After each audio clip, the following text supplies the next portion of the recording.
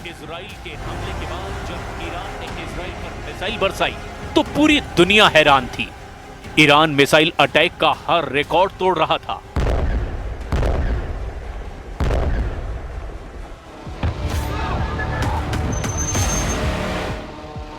क्या तेल अवीव, क्या हाइफा और क्या इजराइल का डिफेंस सिस्टम, ईरान की मिसाइलों ने इजराइल के हर कवच को भेदा और बता दिया कि जब उसकी मिसाइल फायर होती है तो उन्हें रोकना ना इजराइल के बस की बात है और ना ही अमेरिका के।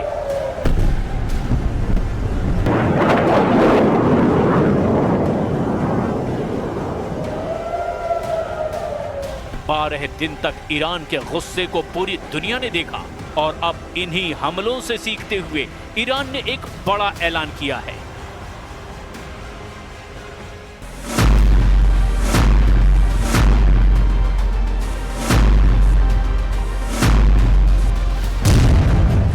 ईरान के रक्षा मंत्री ने कहा कि 12 दिन के युद्ध के बाद ईरान अब डबल ताकत के साथ युद्ध लड़ने के लिए तैयार है।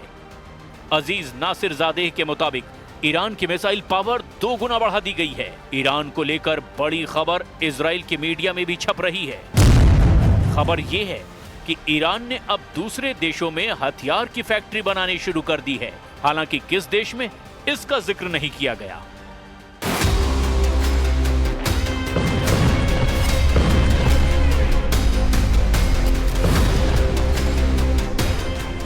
ऐसा इसीलिए क्योंकि 13 जून को जब इजराइल ने ईरान पर हमले से युद्ध की शुरुआत की, तब इजराइल की एयरफोर्स ने ईरान के कई हथियार फैक्ट्रियों को टारगेट किया। अपने सर्वोच्च नेता खामनेई के ऑर्डर पर ईरान अब ऐसा खतरा और नहीं उठाना चाहता।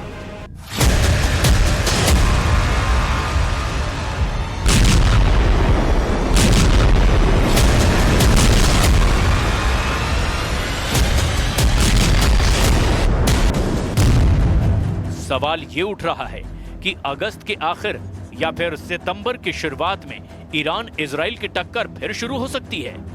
एक तरफ नेतन्याहू गाजा पर चढ़ाई करने जा रहे हैं, तो दूसरी तरफ ईरान खुद को नए युद्ध के लिए तैयार कर चुका है। ईरान के रक्षा मंत्री अजीज नासिर जादेह ने कहा कि अब ईरान के पास और घातक मिसाइल आ चुकी है। अगर इजराइल ने फिर हमला किया तो नई मिसाइल इस्तेमाल की जाएंगी।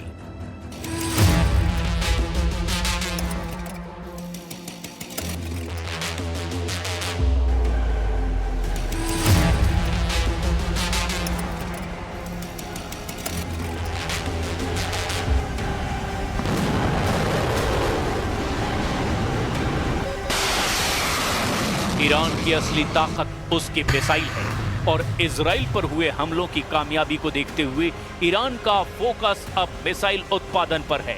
लेकिन साथ में ईरान ने अपने एयर डिफेंस को मजबूत बनाना भी शुरू कर दिया है, क्योंकि जून में हुई जंग के शुरुआती दौर में इजराइल की एयरफोर्स ने अपनी ताकत दिखाई थी और ईरान के ज्यादातर एयर डिफेंस वाले अड्डों को तबाह कर दिया था। इसीलिए ईरान ने अब नए युद्ध की तैयारी के तौर पर अपनी ड्रोन और मिसाइल फैक्ट्री, अपने परमाणु अड्डों और अपने रडार अड्डों को बचाने का काम शुरू कर दिया है।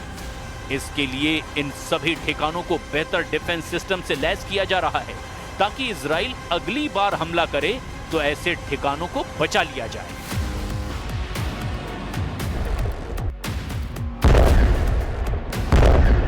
अमेरिका और इजराइल ने स्टेल्थ विमानों का इस्तेमाल करके ईरान के कई ठिकानों को तबाह करने का दावा किया था। इसमें ईरान का फोर्दो परमाणु अड्डा भी था, लेकिन अब अमेरिका के दावे को एक जनरल ने पलीता लगा दिया है। अमेरिका ने DIA यानी डिफेंस इंटेलिजेंस एजेंसी के प्रमुख लेफ्टिनेंट जनरल जेफ्री क्रूज को बर्खास्त कर दिया है। जनरल क्रूज ने अपनी रिपोर्ट में दावा किया था कि अमेरिका के हमलों से ईरान का परमाणु कार्यक्रम पूरी तरह तबाह नहीं हुआ है। जनरल क्रूज के अलावा navy reserve chief vice admiral Nancy Lacore ने नेवी सील के प्रमुख रियर एडमिरल मिल्टन सेकंड्स को भी पद से हटा दिया है। ये खबर इस वक्त अमेरिका के हर बड़े अखबार और मीडिया में हेडलाइन बन चुकी है। ट्रंप प्रशासन ने जिस तरह इन अफसरों को पद से हटाया, उसकी खूब आलोचना हो रही है, क्योंकि इन्होंने वैसे रिपोर्ट नहीं दी जैसे कि ट्रंप ने ईरान के परमाणु अड्डों पर बमबारी करने को लेकर दावा किया था। ट्रंप की सरकार में उन्हीं की खुफिया एजेंसी अगर ये दावा कर रही है कि ईरान का कुछ नहीं बिगड़ा, तो इससे एक बात साबित होती है, और वो ये कि न सिर्फ इजराइल बल्कि अमेरिका के पास भी ईरान के परमाणु कार्यक्रम को 100% खत्म करने की ताकत नहीं है। भले ही ट्रंप ने B-2 विमानों का इस्तेमाल किया, भले ही उसने दुनिया का सबसे बड़ा बंकर बस्टर बम गिराया, लेकिन जब खुफिया एजेंसी की रिपोर्ट कह रही है कि ईरान को बहुत ज्यादा नुकसान नहीं हुआ, तो अब आगे क्या होने वाला है? इजराइल पर ईरान के मिसाइल अटैक को रोकने में अमेरिका पहले ही अपने हाथ जला चुका है।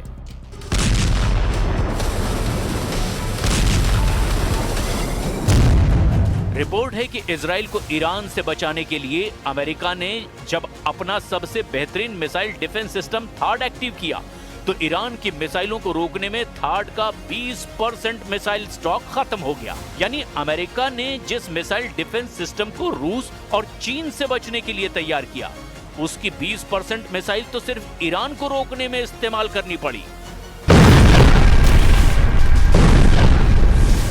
नेतन्याहू की दरख्वास्त पर डोनाल्ड ट्रंप ने एक नहीं बल्कि दो थाड मिसाइल डिफेंस सिस्टम इजराइल में तैनात किए, और इनका इस्तेमाल उन 12 दिनों में जमकर हुआ जब ईरान और इजराइल के युद्ध को दुनिया ने तीसरे विश्व युद्ध की शुरुआत के तौर पर महसूस किया। थाड यानी terminal high altitude area defence, ये मिसाइल इंटरसेप्टर यानी मिसाइल रोकने वाला डिफेंस सिस्टम अमेरिका की कंपनी लॉकहीड मार्टिन ने बनाया है। अमेरिका के रक्षा मंत्रालय यानी पेंटागन से थाड को लेकर कुछ सवाल पूछे गए, जिससे न सिर्फ इजराइल बल्कि अमेरिका के पूरे डिफेंस सिस्टम की पोल खुलती हुई नजर आ रही है, क्योंकि यह खबर अब वर्ल्ड हेडलाइन बन करके डोनाल्ड ट्रंप और बेंजामिन नेतन्याहू को परेशान कर रही है। हर जगह छप चुका है कि ईरान की आधुनिक बैलिस्टिक मिसाइलों को रोकने में अमेरिका के थाड सिस्टम को बड़ा झटका लगा है। सिर्फ 12 दिनों में उसका 20% स्टॉक खत्म हो गया है। अब अमेरिका को अपना स्टॉक भरने में 8 साल का वक्त लग सकता है। थाड के इस मिसाइल इंटरसेप्टर की कीमत 106 करोड़ रुपए बताई जाती है। 2024 में अमेरिकी सेना को सिर्फ 11 थाड इंटरसेप्टर मिले थे। 2025 के अंत तक अमेरिका को 12 और थाड इंटरसेप्टर मिलने की उम्मीद है, जबकि 2026 में अमेरिका थाड के लिए 25 से 37 नई मिसाइल बना पाएगा। इसकी लागत बहुत ज्यादा है।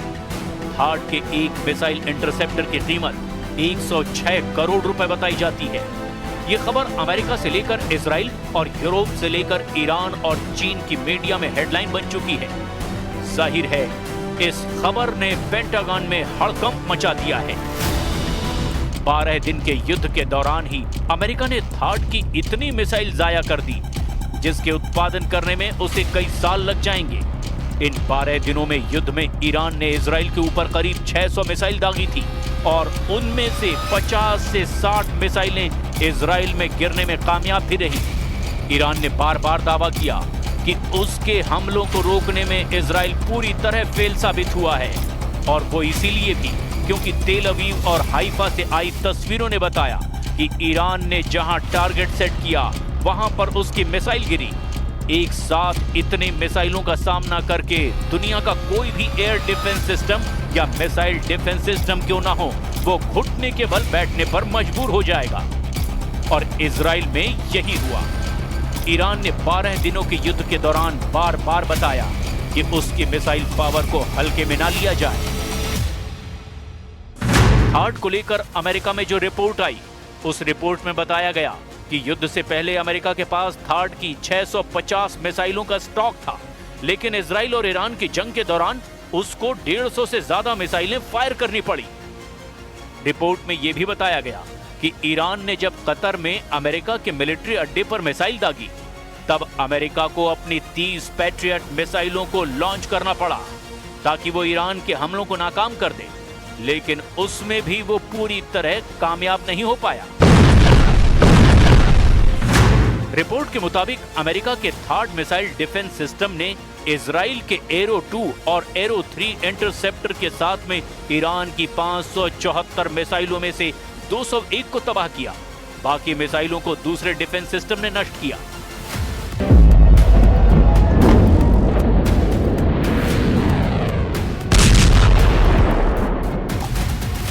ईरान की मिसाइल पूरी तरह फेल नहीं हुई, इसकी गवाही तो तेल अवीव और हाइफा में हुई तबाही भी दे रहे हैं। इसीलिए ये कहा जा रहा है कि थार्ड या एरो पूरी तरह कामयाब रहे। ये सरासर गलत है, क्योंकि तेल अवीव के बीचों बीच ईरान की मिसाइल गिरी है, जबकि ईरान का दावा है कि उसने इजराइल के सीक्रेट अड्डे नेवातीम एयरबेस को भी टारगेट बनाया। यहां पहले से ही थार्ड मिसाइल डिफेंस सिस्टम तैनात था।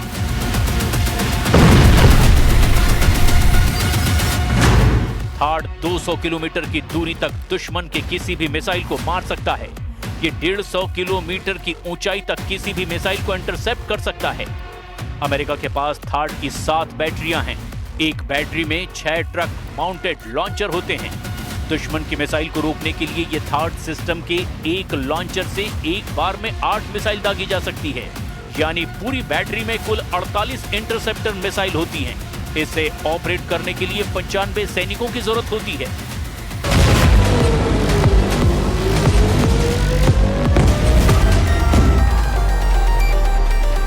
इजराइल में ऐसे 2-2 सिस्टम तैनात रहे, लेकिन क्या ये काफी साबित हुए? बिल्कुल नहीं। हाइफा और तेल अवीव में गिरती हुई मिसाइलों ने बताया कि ईरान एक बार में सैकड़ों मिसाइल फायर करने की ताकत रखता है और उनको रोकना ना इजराइल के बस की बात है और ना ही अमेरिका इसमें 100% कामयाब रहा। और अब ईरान ने अपनी मिसाइल पावर को 2 गुना करने का ऐलान किया है।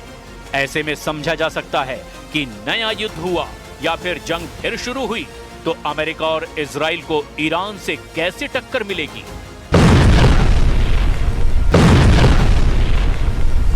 गाजा में अपने 60,000 सैनिकों को लेकर आगे बढ़ रहे नेतन्याहू को अब ईरान से नई चुनौती मिलती नजर आ रही है। लेकिन ईरान ने जो वीडियो जारी किया है उसके टारगेट पर अमेरिका हो सकता है। ईरान ने अपने युद्धाभ्यास का वीडियो जारी किया है। ये इजराइल के साथ साथ अमेरिका को धमकी है। जून के महीने में इजराइल से युद्ध के बाद ईरान की सेना ने अपना युद्धाभ्यास किया है। भारत की खाड़ी में ईरान ने अपनी क्रूज मिसाइल और ड्रोन वाली पावर दिखाई है।